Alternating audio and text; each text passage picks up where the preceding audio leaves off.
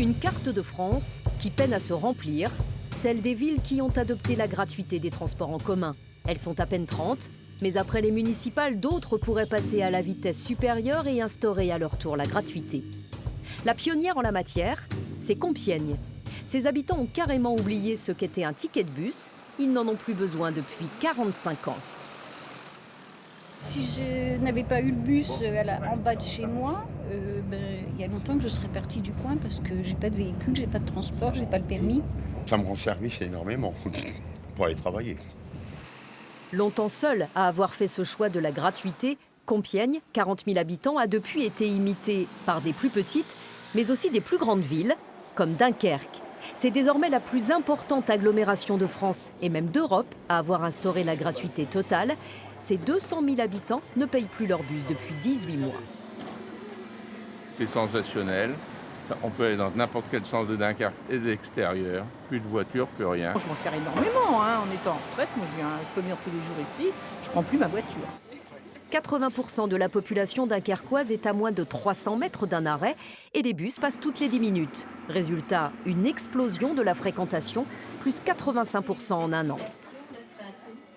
Ça a été également un succès en matière de lutte contre l'exclusion ou l'isolement des personnes âgées. Sur le plan écologique, l'impact a été considérable. D'abord, je le disais, la moitié des déplacements, des nouveaux déplacements en bus se faisaient avant en voiture. Donc c'est positif pour la pollution de l'air. À Châteauroux aussi, depuis près de 20 ans, un simple bonjour au conducteur suffit une fois monté dans le bus, où l'ambiance, dit-on, est beaucoup plus apaisée.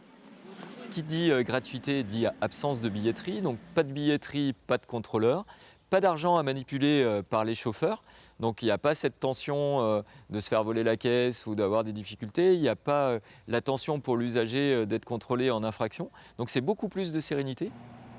Alors la gratuité n'a-t-elle que des avantages?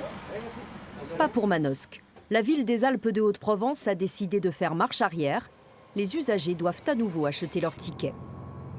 C'est une compétence qui coûte beaucoup à l'agglo, puisqu'on est à plus de 6 millions d'euros et on est sur 3 millions de fonds propres. Si vous avez des recettes en face, vous arrivez mieux à équilibrer.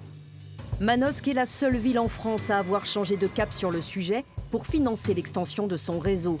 Un virage mal accepté par la population qui, en 9 ans de bus sans ticket, avait oublié que la gratuité a un prix.